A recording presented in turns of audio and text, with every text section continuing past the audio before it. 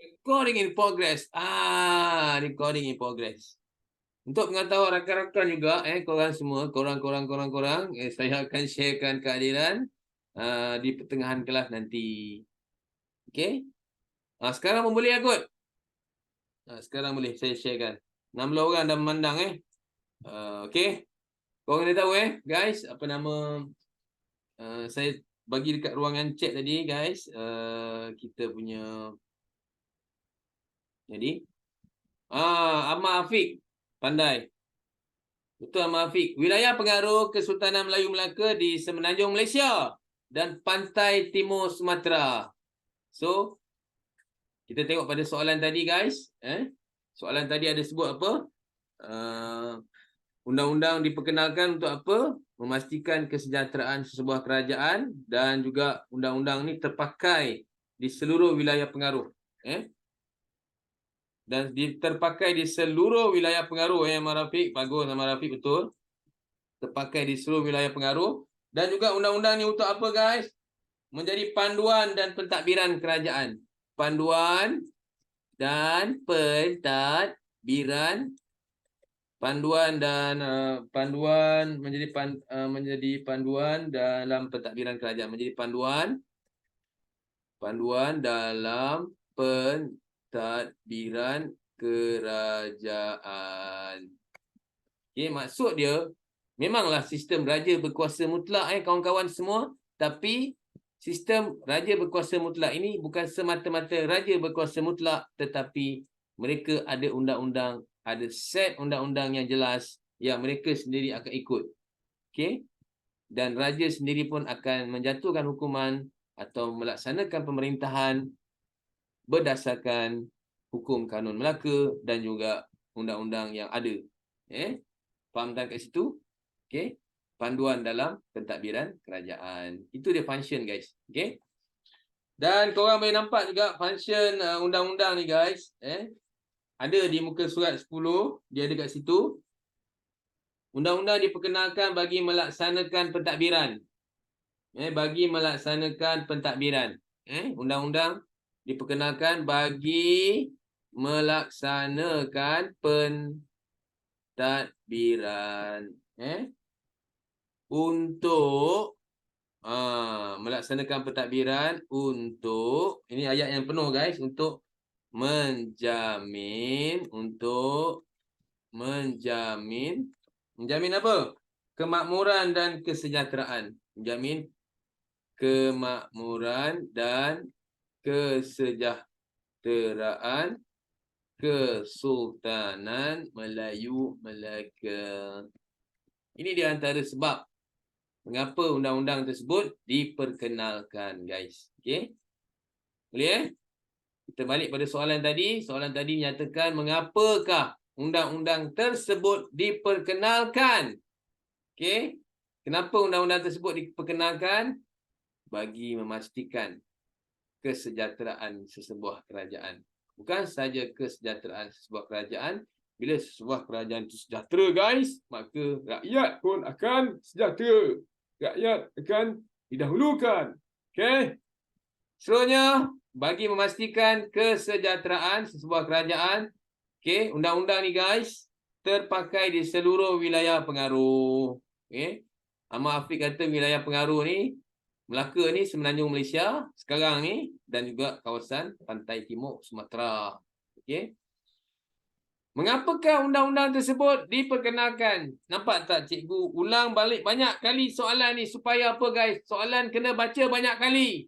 Soalan kena tengok baca banyak kali, soalan kena diulang banyak kali supaya ia melekat dan supaya kita tak lari daripada kehendak soalan. Itu antara sedikit sebanyak tips yang kita beri untuk menjawab soalan. Soalan perlu dibaca banyak kali guys. Orang baru 3 tempat, cikgu dah cakap benda ni. Soalan kena baca banyak kali supaya kita biasa dengan soalan tu, supaya kita tak lari daripada kehendak soalan. Okey. So, sebenarnya undang-undang diperkenalkan untuk apa? Mengapakah undang-undang diperkenalkan? Bagi melaksanakan pentadbiran untuk menjamin kemakmuran dan kesejahteraan Kesultanan Melayu Melaka, guys. Okey. Satna, cikgu share kita punya kehadiran. Kita punya kehadiran. Sekejap. Kita punya kehadiran.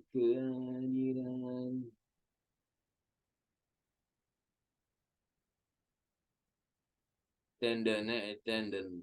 Semalam cikgu share attendant. Lambatlah attendant.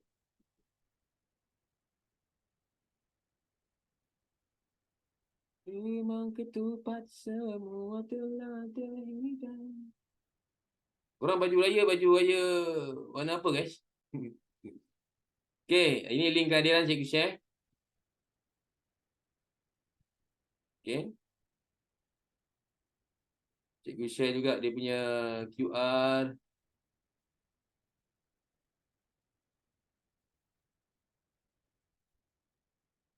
Password dia ni guys.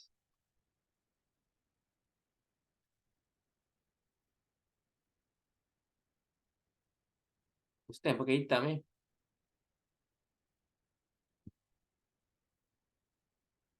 Baju raya sekarang banyak beli online, bro. Baju Melayu saya pun beli online. Okay guys. Ini dia kita punya saya letak dah di ruangan chat kita punya QR code dan juga password guys. Okay.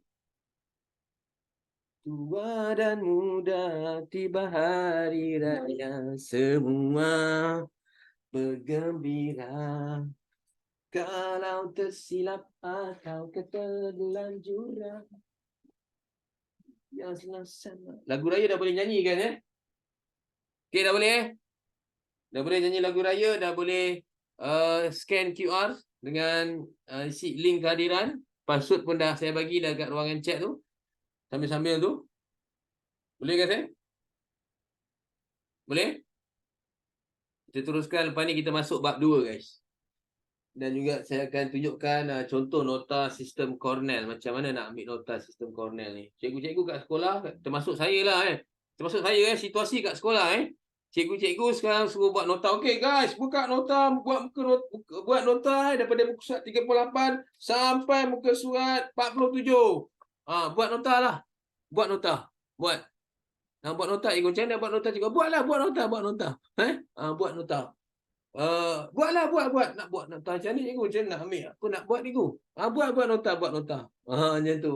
Itu dia situasinya kat sekolah guys. Bila cikgu sejarah suruh ambil buat nota. Jadi hari ni saya akan bimbing korang semua cara ambil nota dan juga nanti kita akan share cara pembacaan aktif guys. Sebenarnya apa yang saya dah share dengan korang, saya belajar ajar guna buku teks ni adalah satu pembacaan aktif guys. Kita survey gambar, kita tanyakan soalan, kita berkomunikasi dengan buku, itu adalah pembacaan aktif. Lepas tu kita buat nota. Okey? Boleh? Dah dah. Semua dah Semua dah Okey, on Okey, cantik Siti Nosara on. Boleh Okey guys, semua dah on. Kita pergi pada bab 2 guys. Harap semua tak ngantuk Kalau ngantuk yang lelaki boleh buat push up. Kalau ngantuk lelaki boleh buat push up. Boleh buat push up. Tapi saya kagum dengan korang pukul 5.30 masuk kelas sejarah. Memang sangat hebatlah korang. Kan? Sangat hebatlah. Kan? Saya dulu pukul 5.30 tak pernah masuk kelas sejarah, Bib.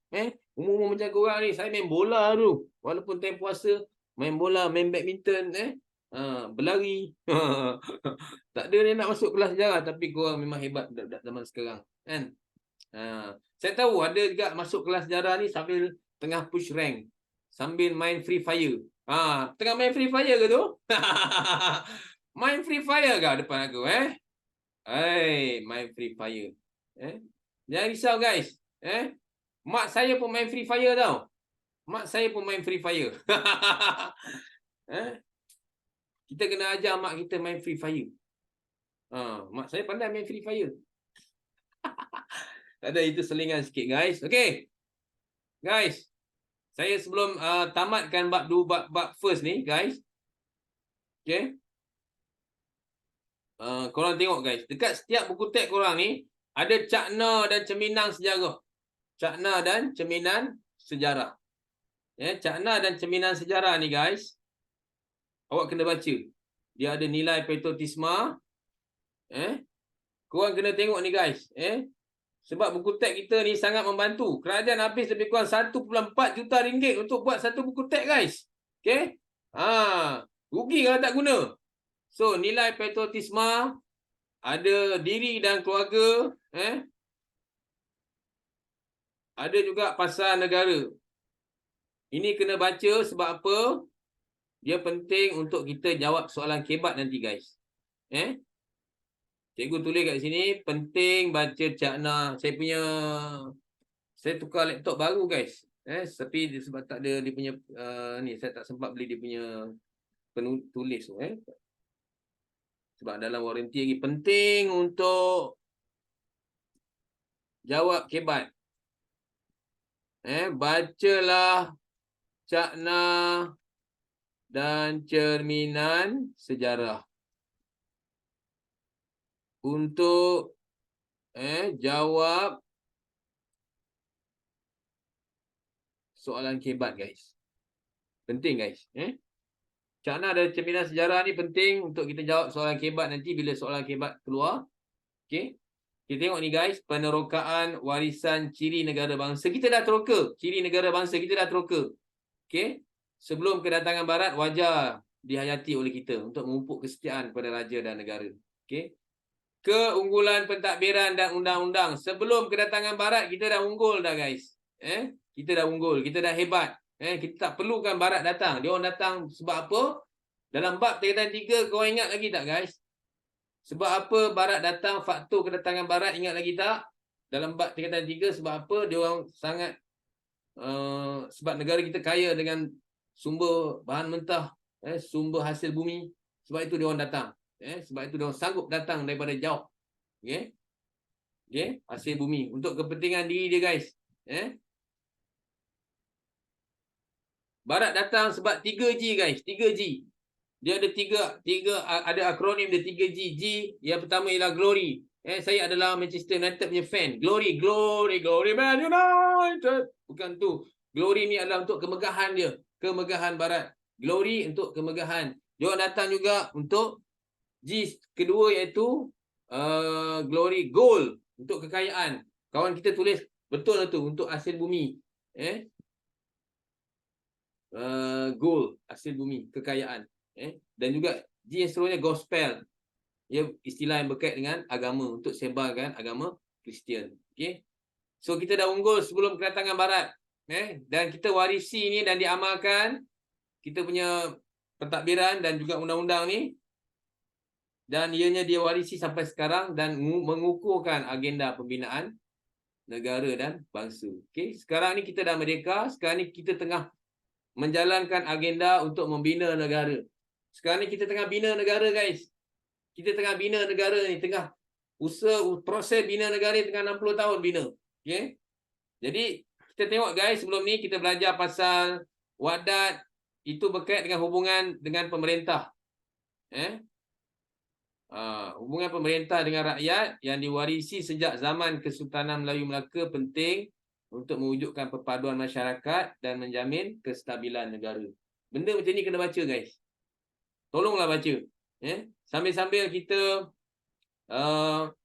lepak-lepak, sementara tunggu cikgu tukar kelas masuk, nak baca cakna dan cerminan sejarah ni penting. Dan poin cakna dan cerminan sejarah ni boleh ambil untuk kalau soalan kebat keluar. Nanti kita try jawab soalan, kita boleh ambil poin daripada ni guys. Boleh ambil guys. Okey. Okey guys, kita teruskan dengan kita masuk bab 2. Kita akan survey apa yang ada dalam bab 2 ni guys. Pertama, dalam pembacaan aktif, saya ada formula dia dan kaedah pembacaan dia nama SQ3R. Okey. Kaedah pembacaan SQ3R guys. Pertama S, kita kena survey dulu guys. Kita sama-sama survey ni. Saya tak keluar pula buku ni.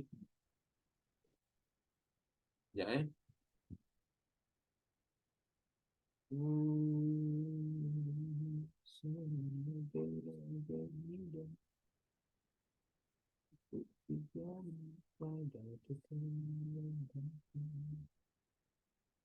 Sekejap rakan-rakan.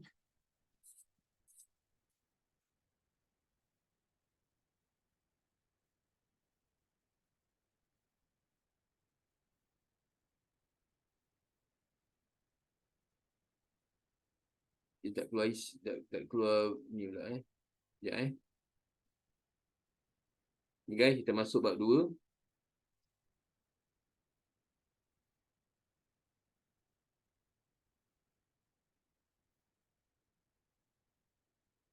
Sekejap saya stop share sekejap.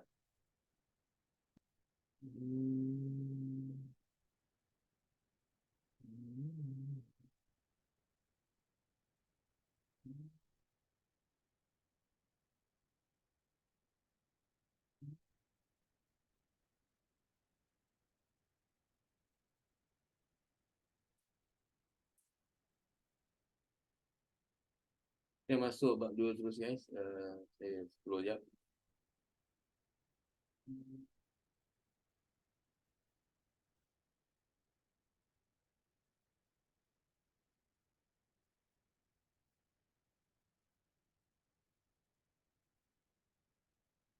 Sekejap guys, saya scroll sekejap. Dia tak nampak pula dia punya ni.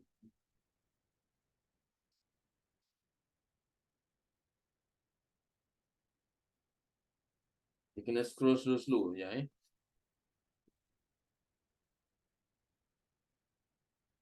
Tak nak ada cerminan sejarah ni anda perlu baca guys Saya dah bacakan sikit tadi.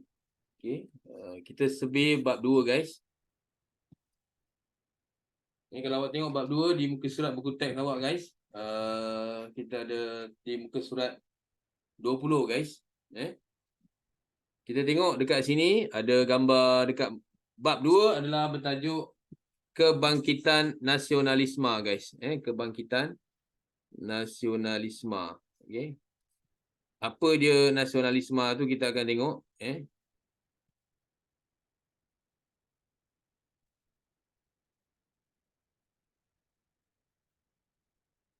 Okey.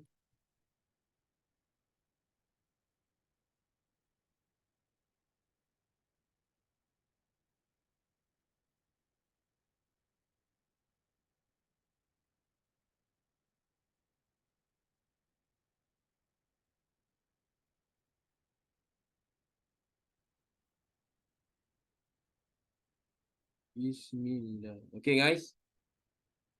Kita untuk melaksanakan pembacaan aktif SQ3R ni, S ni pertama kita kena survey gambar dulu guys. Okey.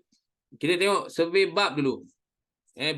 Bab yang kita tengok kat sini guys. Bab 2 ni iaitu kebangkitan nasionalisme guys. Kebangkitan nasionalisme. Okey, kebangkitan nasionalisme. Okey. Kebangkitan nasionalisme guys. Kebangkitan nasionalisme.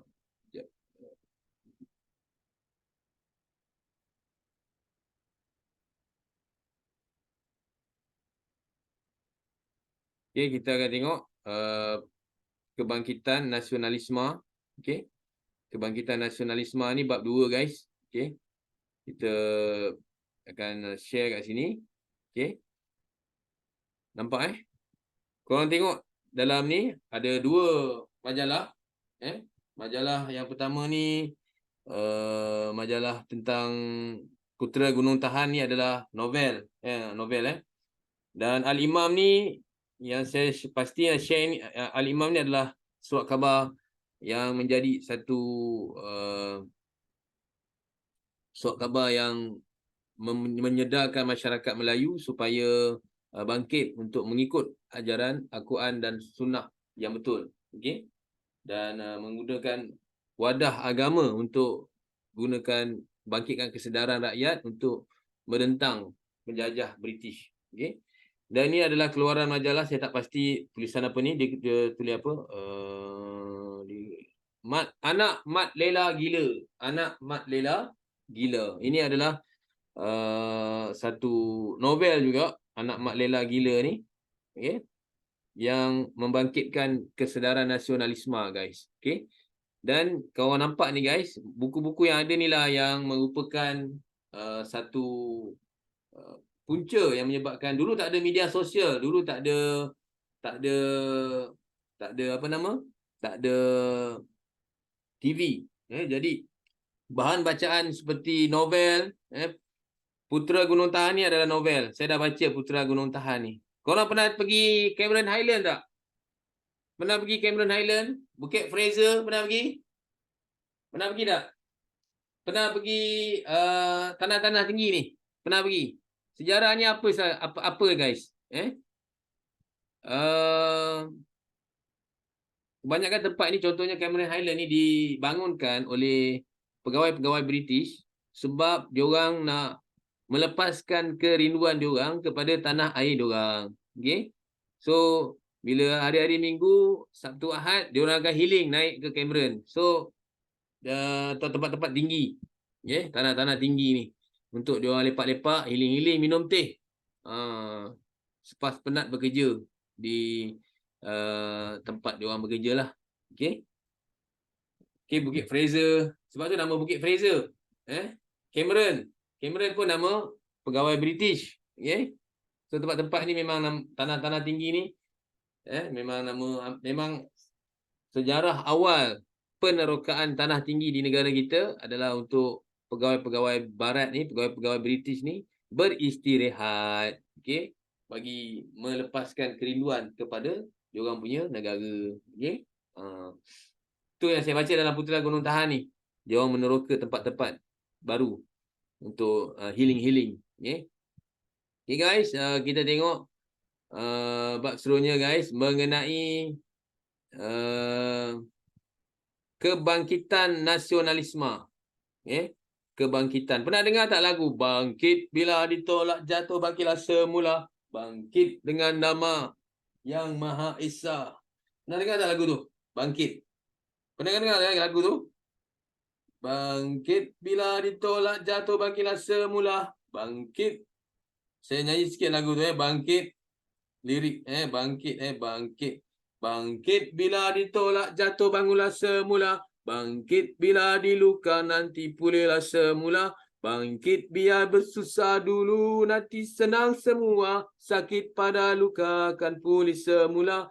Bangkit bila ditolak jatuh bangunlah semula, bangkit bila dijajah bangunlah tawan semula, bangkit ingat petua dulu supaya jalan lurus, kalau di tepi berbogel tak berakal, bangkit dengan nama Yang Maha Esa. Maafkan aku terlena, mata buka tapi aku leka, sekarang kita sedia pasang deria kita lebih peka. Siap gerak gempur, sedia rentak tempur, redah onak lumpur, maju tiada undur, tak kenal uzur hingga jasad kita terkubur. Kalau kurang kaki, tangan, lutut dan siku dihulur. Itu lagu Bangkit guys, Bangkit. Bangkit ni lagu yang dinyanyikan oleh Salam Music. So Bangkit ni adalah satu lagu yang mengingatkan kita kepada perjuangan, membangkitkan semangat apabila kita dengar. Okey. Macam lain je cikgu ni, cikgu main pedal je ni. Okey, parah. Okey. Okey guys, kebangkitan nasionalisme. Okey. Kita dah survey. Cikgu nak ajar korang cara untuk pembacaan secara aktif. Kita survey bab. Survey gambar yang ada. Okey. Survey juga kita survey, lepas tu kita Q guys. Q ni apa? SQ. Q ni kita tanya. Apa saja perkataan kita boleh tanya guys. Persoalan.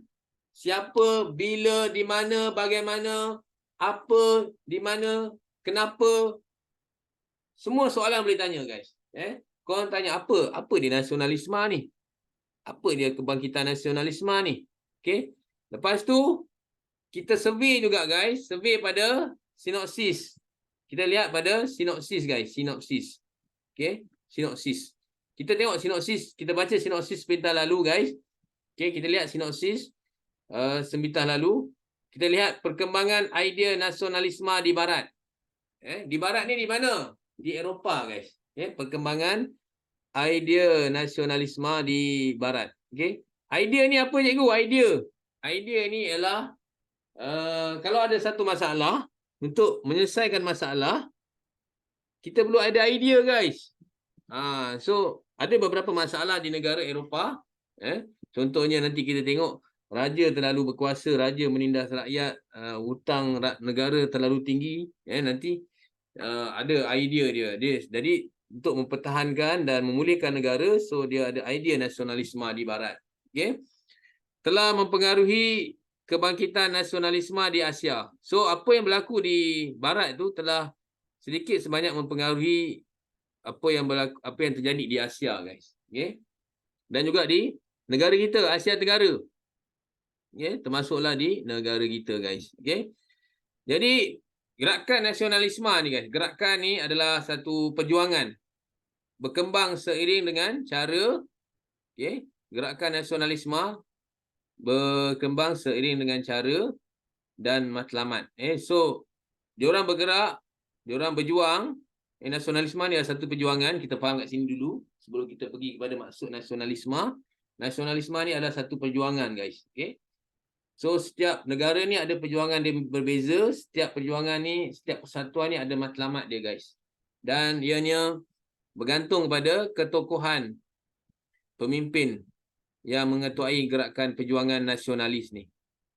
Pemimpin. Pemimpin yang memimpin gerakan nasionalis ni guys. Okey. Kita tengok kat sinopsis ni guys. Perkembangan nasionalisme di negara kita. Okey, kita akan lihat guys. Perjuangan pergerakan nasionalisme di negara kita ni guys. Bagaimana dianya tercetus. Tercetus daripada pelbagai faktor. Pelbagai faktor. Yang seterusnya memberikan kesan kepada usaha membina tamadun bangsa dan negara guys. Okey. Lepas tu guys, ini kita tengah survey ni guys. Kita survey pada sinopsis, so kita dah nampak gambaran apa yang kita akan belajar dalam bab ni guys. Apa pentingnya kita sinopsis ni, kita tengok gambaran apa yang kita akan belajar.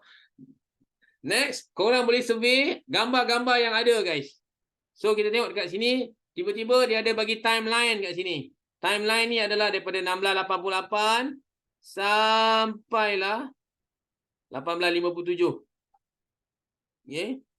Sampailah 1937. Timeline ni guys. Ini adalah timeline, korang boleh tengok. Okey. Kita sebab tu saya cakap tadi kita akan bawa korang ke England. Okey. Ada berlaku revolusi keagungan. Kita akan bawa korang ke Amerika. Perjuangan kemerdekaan Amerika. Kita akan belajar. Kita akan tengok bagaimana revolusi Perancis ni boleh terjadi. Di mana King Louis dan Marie Antoinette dijatuhkan. Okey. Revolusi. Apa perkataan, apa maksud revolusi ni? Korang dah boleh tanya guys. Sebab SQ3R ni, Q ni, seterusnya korang kena tanya. Q, apa revolusi ni? Apa maksud revolusi ni? Bagaimana, apa yang terjadi dalam revolusi Perancis? Okey. Korang tengok guys, seterusnya dahagi India, peristiwa kebangkitan di India, pemberontakan di India, 1857. Ni timeline. Okey. Time travel. Okey. Lepas tu kita akan tengok apa jadi di Jepun. 1868. Pemulihan Meiji guys. Pemulihan Meiji. Lepas tu kita akan tengok kebangkitan penyatuan Islam yang diketuai oleh Syed Jamaluddin Al-Afghani. Okey, dalam gerakan Al-Urwah Al-Wuthaqah dan Pan-Islamisme di Mesir. 1883 guys. Okey. Seterusnya kita akan pergi kepada Asia Tenggara. 1896 Revolusi Filipina. Kita tengok bagaimana perjuangan Jose Rizal di Filipina. Okey. Dan pergi pada 1906 di negara kita, kita tengok ada penerbitan Al-Imam. Majalah-majalah dan surat khabar ni yang membangkitkan kesedaran nasionalisme di kalangan rakyat bila membaca majalah-majalah ni. So kita akan terus juga pergi, kita akan tengok revolusi Cina, bagaimana revolusi Cina yang diketuai oleh Sun Yat-sen pada 1911. Kita juga tengok macam mana Sumpah Pemuda Indonesia 1928 dan juga penubuhan Kesatuan Melayu Muda di negara kita guys, KMM, yang di antara pengasasnya adalah Ibrahim Haji Yaakob. Ini yang guys kita akan belajar dalam bab ni, kebangkitan nasionalisme. Bangkit bila ditolak, jatuh bangkitlah semula. So guys, apa dia maksud nasionalisme? Okey, maksud nasionalisme guys. Okey, maksud nasionalisme. Okey, apakah maksud nasionalisme? Okey, saya akan highlightkan dia punya kata kunci dia. Nasionalisme ni apa dia? Perasaan cinta yang mendalam terhadap bangsa dan negara. Okey, cinta yang mendalam terhadap bangsa dan negara. Okey, ditakrifkan seperti itu guys, nasionalisme guys. Perasaan cinta yang mendalam terhadap bangsa dan negara. Ini dia punya huraian yang pentingnya guys. Okey, dia punya isi penting dia. Okey, dan dia punya sokongan dia, huraian dia, nasionalisme ni diartikan sebagai semangat kebangsaan. Semangat kebangsaan guys. Semangat kebangsaan yang menjelaskan sikap dan pendekatan berkaitan dengan perjuangan menentang penjajahan. Okey, kenapa dia nak menentang penjajah?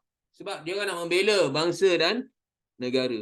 Okey, kebanyakan negara dijajah, negara Asia Tenggara dijajah oleh penjajah barat. So, dia orang nak bangkit semula menuntut hak mereka dan juga nak menuntut kemerdekaan dan juga kebebasan. Okey. So, ini namakan sebagai nasionalisme. Selain itu, nasionalisme ni bermaksud ya gerakan untuk mencapai kebebasan politik, ekonomi dan sosial, guys. Satu gerakan, satu perjuangan. Sebab tu kita panggilkan sebagai bangkit. Bangkit inilah perjuangan. Okay? So dia nak mencapai, nak bebas dari segi aspek politik, nak memerintah negara, nak menguruskan negara sendiri, rakyat sendiri nak kena uruskan negara, nak uruskan kekayaan negara, kemakmuran ekonomi negara, uruskan hubungan rakyat, sosial daripada penguasaan orang asing.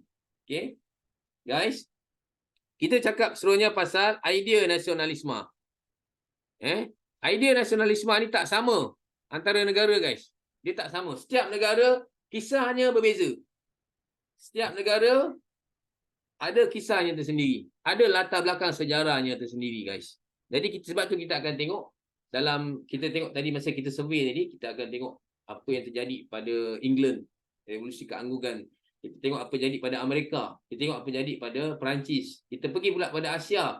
Apa jadi kepada dahagi India. Kita tengok apa jadi kat Mesir. Apa jadi pada Jepun. Jadi idea nasionalisme ni guys, tak sama antara negara. Dia setiap perjuangan dia ada negara ada matlamat dia masing-masing.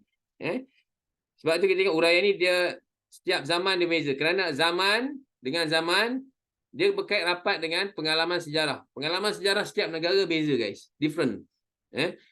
Dan juga pengaruh sekeliling beza. Seperti keturunan. Setiap negara keturunan dia beza. Agama. Kalau kisah di Indonesia, kita tengok Indonesia dengan negara kita pun beza. Tapi pengalaman sejarah lebih kurang sama.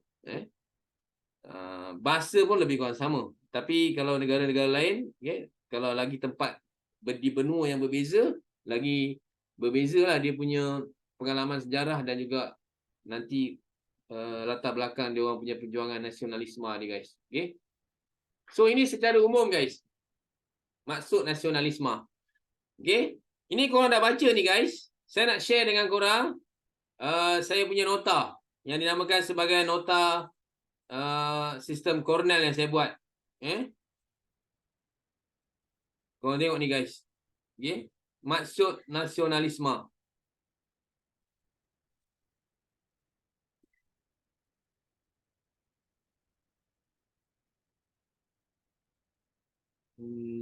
Nampak tak guys?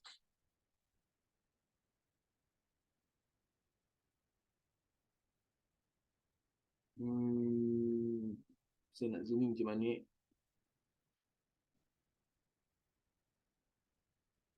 Okey. Ini guys. Maksud nasionalisme guys. Ini adalah nota sistem Cornell. Saya zoomkan lagi sikit.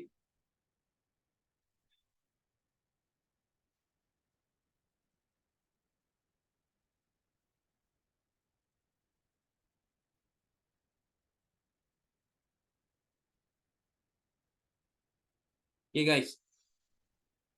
Maksudnya kalau nota sistem Cornell ni awak kena bagikan kertas dua ni dua sistem Cornell ni adalah diperkenalkan oleh Profesor Kernel. Jadi ia sesuai untuk subjek yang banyak membaca guys, memberikan pembacaan dan berkait dengan ilmu sains sosial seperti sejarah, geografi boleh gunakan. Okey, maksud nasionalisme ni saya letak kat sini guys. Korang pernah type WhatsApp tak? Mestilah pernah kan? Dalam nota sistem Cornell ni awak nampak kat sini saya gunakan singkatan perasaan cinta yang mendalam terhadap bangsa dan negara. Okey? Yang mendalam. Korang boleh tulis yang mendalam. Okey? Cinta ni kalau korang tulis nanti guys, korang boleh letak simbol love kat sini. Love. Boleh letak love kat sini. Cinta. Korang sini faham cinta tu apa? Boleh letak love kat situ. Boleh lukis love, simbol perasaan cinta yang mendalam. Asalkan awak faham apa yang awak tulis. Lepas tu semangat kebangsaan yang jelaskan sikap. Dan ni awak boleh buat dan macam ni, dan ni. Dan pendekatan berkaitan dengan perjuangan menentang penjajahan, pembelaan terhadap bangsa dan negara. Nasionalisme juga ialah gerakan capai kebebasan politik, ekonomi dan sosial. Korang boleh letak PES kat situ. PES, PES. PES. Politik, ekonomi dan sosial. PES. Boleh singkatkan. Okey. Daripada penguasaan orang asing. Okey. Kita tahu guys, kita boleh letak air. Sebelah sini guys adalah dia punya kata kunci. Maksud nasionalisme ni adalah kata kuncinya. Penjajahan oleh kuasa barat ni adalah kata kuncinya guys. Kita boleh letak kat tepi ni. Di sebelah kiri ni.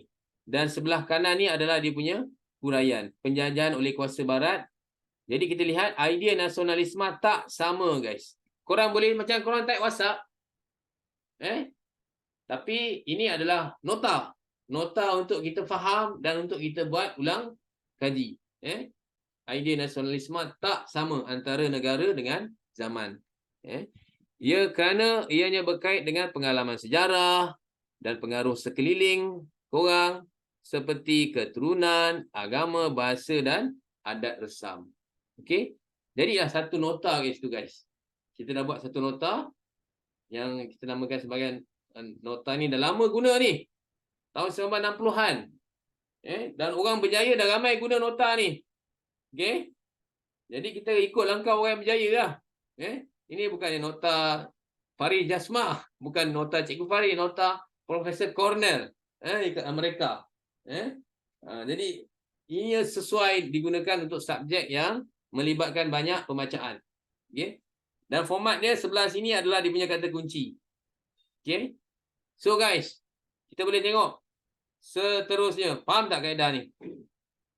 Nanti korang boleh buat guys. Saya juga akan hasilkan buku atau nota berkait dengan ni, modul. Nanti saya dah siap ni, saya boleh bagi kat awak. Korang pun boleh hasilkan nota korang seperti macam ni juga. Sebab kat sini korang boleh letak apa-apa. Contohnya cinta ni boleh letak love. Okay.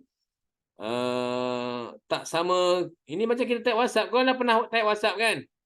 So macam kita type WhatsApp juga. Sebab sejarah ni perlukan fakta. Bukannya. Tapi nanti kalau kita jawab soalan, kita kena tulis dalam bentuk full lah. Okay. Ini adalah untuk kita mencari maklumat dan untuk kita memproses maklumat guys. Okay. Penting. Jadi hari ni korang dah dapat kita belajar cara, saya akan gunakan kaedah ni guys sepanjang kelas. Kaedah pembacaan aktif yang sebenarnya jarang diperkenalkan, diajar di sekolah guys. Okay. Kita tengok guys, seterusnya. Kita tengok seterusnya. Kita dah jelas kat situ maksud nasionalisme. Okey. Seterusnya kita pergi kepada pendapat tokoh. Okey, pendapat tokoh. Okey. Nasionalisme ni belum jarang lagi masuk dalam exam SPM. Okey. Sejak daripada 2020 kita pakai silibus baru. Okey, kita tengok guys, pendapat tokoh. Okey, tokoh ni adalah orang yang mengkaji, orang yang famous, orang yang terlibat dalam gerakan nasionalisme ni guys, dan diorang juga terdiri daripada sejarawan dan juga tokoh. Okey. Diorang dah ada tafsiran diorang tersendiri berkaitan dengan nasionalisme. Okey. Macam-macam korang lah ada tafsiran tersendiri tentang apa contohnya isu yang berkaitan dengan budak-budak pasal crush. Crush. Apa pendapat korang pasal crush? Crush ni adalah satu yang kita takkan miliki. Bagi saya lah. Korang apa pendapat korang pasal crush?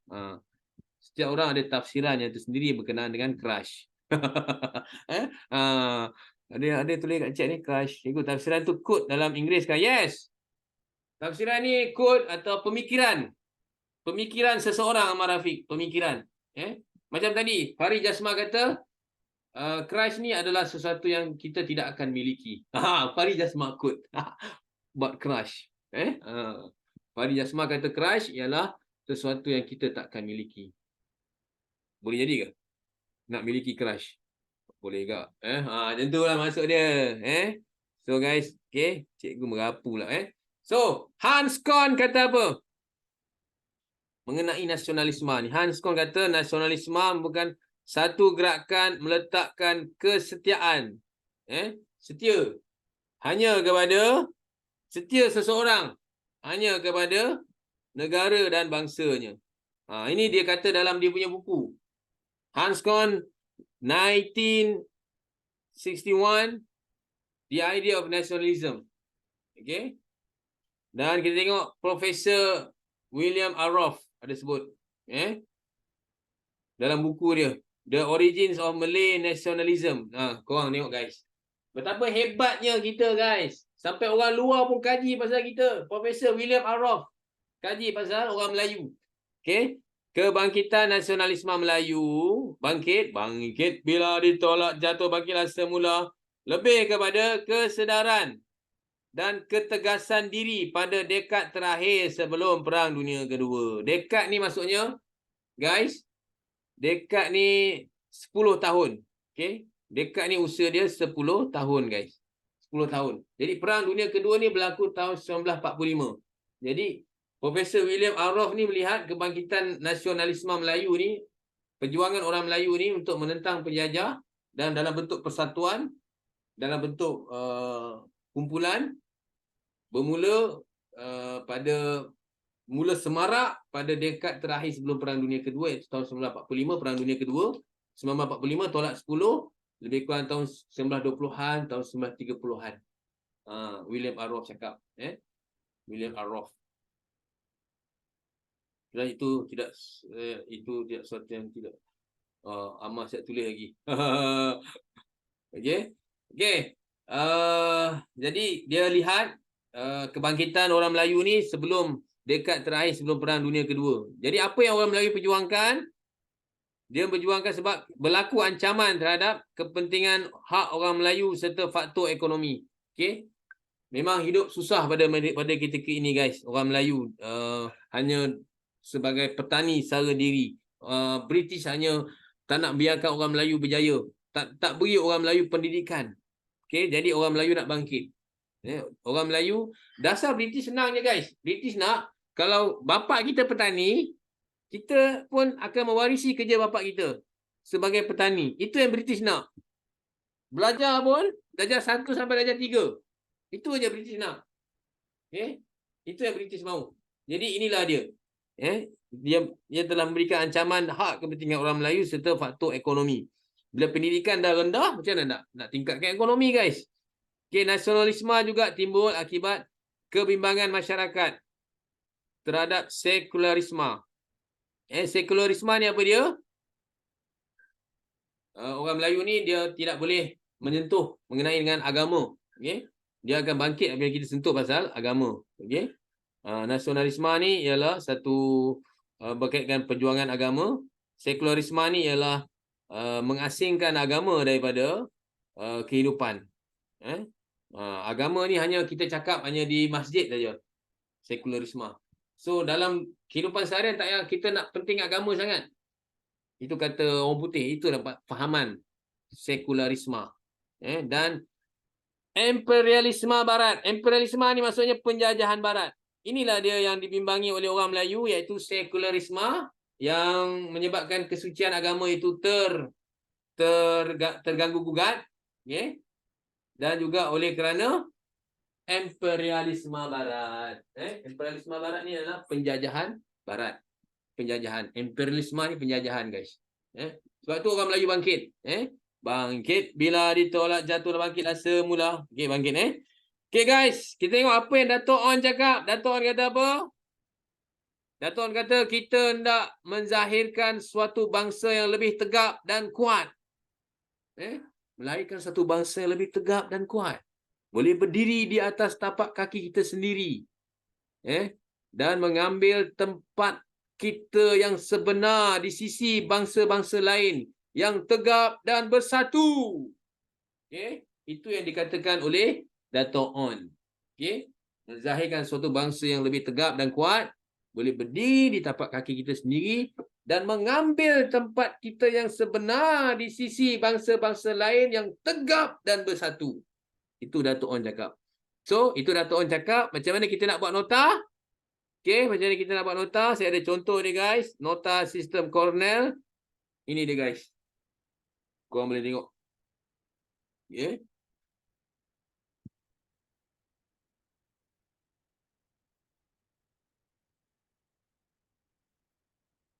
Ini dalam bentuk PDF.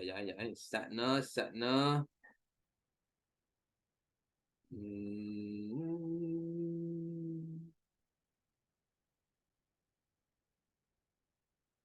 Okay, guys. Demi negara yang tercinta, dicurahkan bakti penuh setia. Okay, guys. Idea nasionalisme atau saya dah salah tulis kat sini. Sekejap. Dia dah lari sikit. Dia dah tukar jadi PDF, dia lari. So kita tengok balik. Okay, guys. Lihat di sini. Ini PDF. Ini salah bukan. Untuk agama, bangsa dan negara. Okay, guys. Anak-anak boleh lihat di sini. Saya telah dalam bentuk saya tengah pendapat tokoh, guys. Dia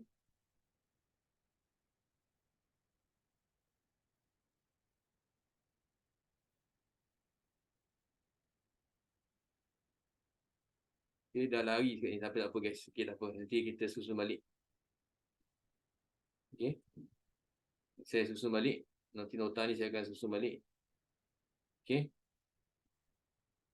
guys. Itu Dato' On sebut. Mengenai tafsiran beliau mengenai nasionalisme.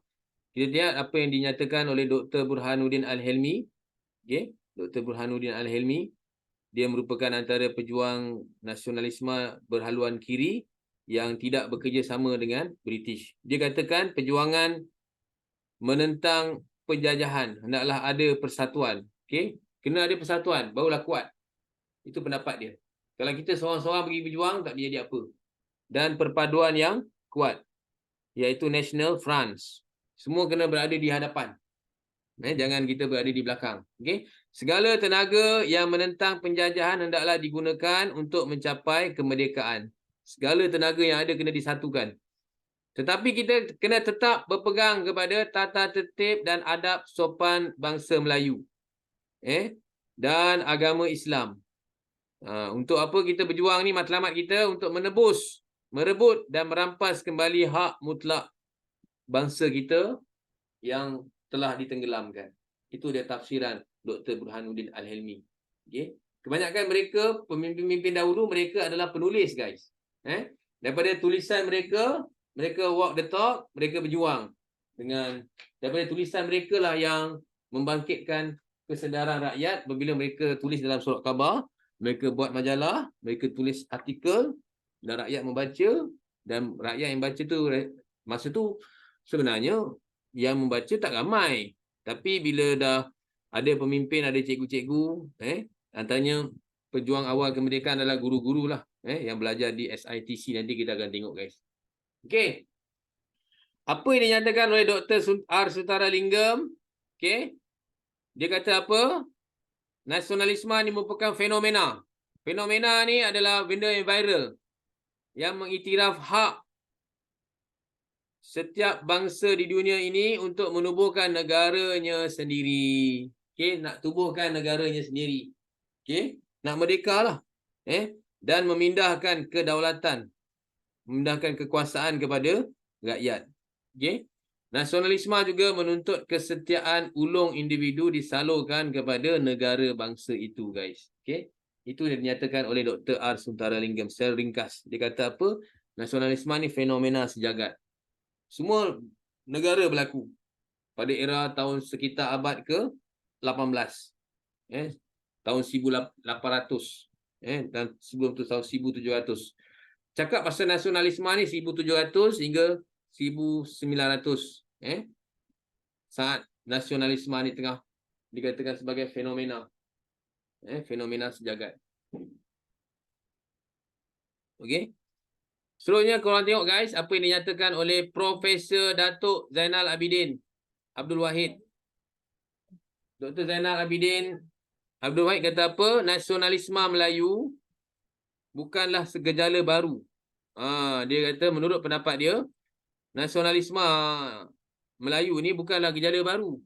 Bukanlah gejala baru. Hasil daripada pergabungan tanah Melayu dengan British. Tetapi dia kata nasionalisme Melayu telah wujud sejak zaman Kesultanan Melayu Melaka. Semangat perjuangan untuk mempertahankan nilai jati diri ni bukan saja masa zaman British. Menurut Datuk Zainal Abidin, ianya adalah satu perjuangan sejak bermula daripada zaman Kesultanan Melayu Melaka. Bagaimana Hang Tuah dan juga pembesar-pembesar yang lain sayang kepada negara diorang, sanggup berjuang demi negara diorang. Okey? Boleh Kesetiaan kepada raja.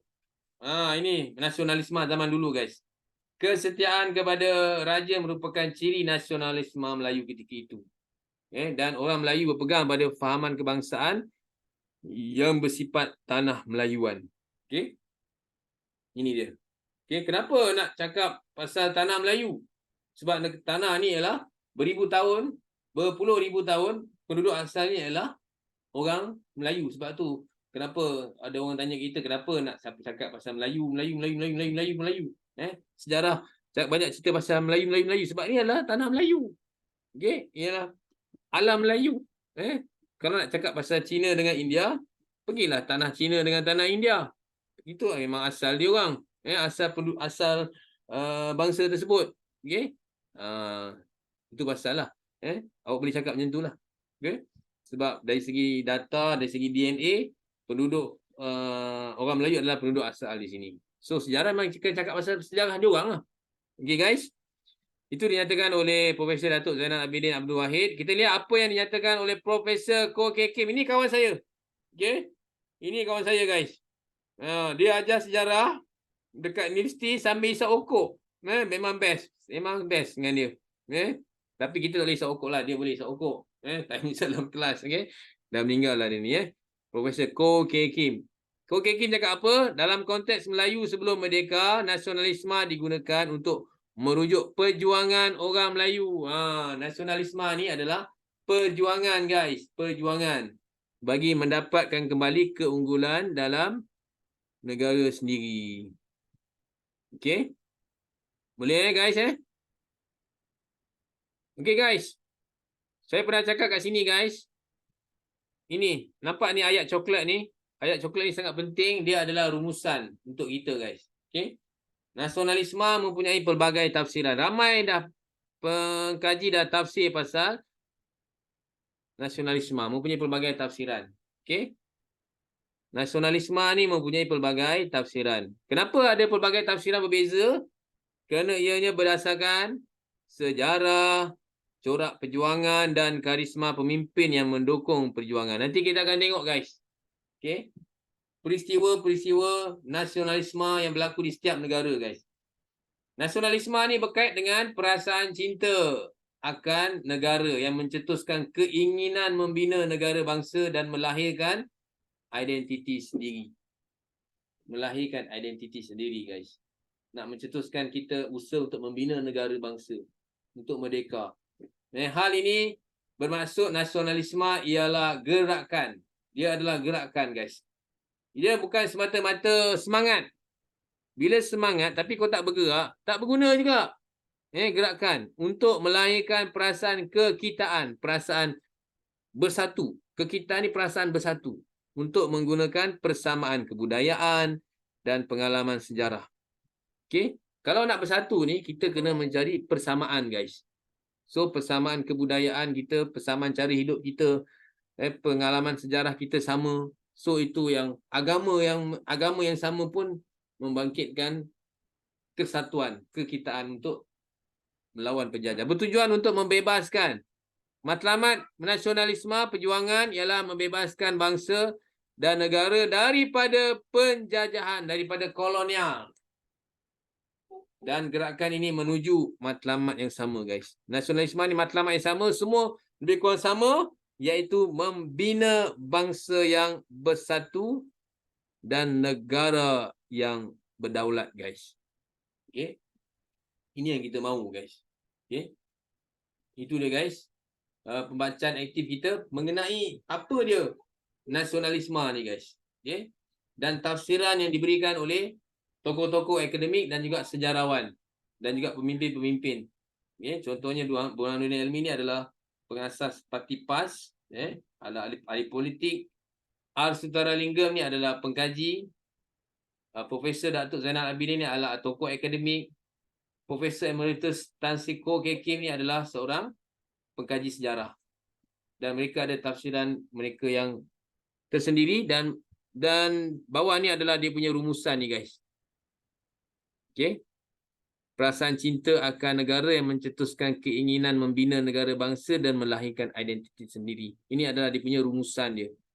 Sangat penting ayat coklat ni untuk kita baca guys. Okey? Korang semua okey guys? Ada apa nak tanya tak? Sebelum kita tamatkan kelas kita. Okey tak guys? Okey tak guys? Next kita akan tengok. Kita akan bawa korang ke Amerika. Kita akan lihat, akan bawa korang ke England, apa yang berlaku di France. Okey? Apa yang berlaku di barat. Sebab apa? Apa yang berlaku di barat ni guys akan menjadi ikutan, jadi trend setting apa yang berlaku di negara di Asia dan Asia Tenggara. Okey, boleh guys Okey guys setakat ni apa yang kita belajar dan kita akan lihat apa yang berlaku di England dan Perancis, iaitu idea nasionalisme di barat guys. Okey, terima kasih guys kerana sudi hadir kelas ni. Kita akan jumpa dalam kelas yang berikutnya. Saya akan lengkapkan kita punya nota, contoh nota sistem Cornell ni. Tadi saya tak sempat nak edit, dia terabur sikit. Jadi selamat berbuka guys. Jumpa lagi dalam kelas Fast Track QS Fast Track akan datang. Kita akan lihat bagaimana perjuangan idea nasionalisme di barat, okey, di Perancis, Amerika dan juga di England. Jumpa lagi guys. Assalamualaikum. Terima kasih. Terima kasih Ego. Selamat Selamat berbuka. puasa. Selamat berbuka. Bye. See ya.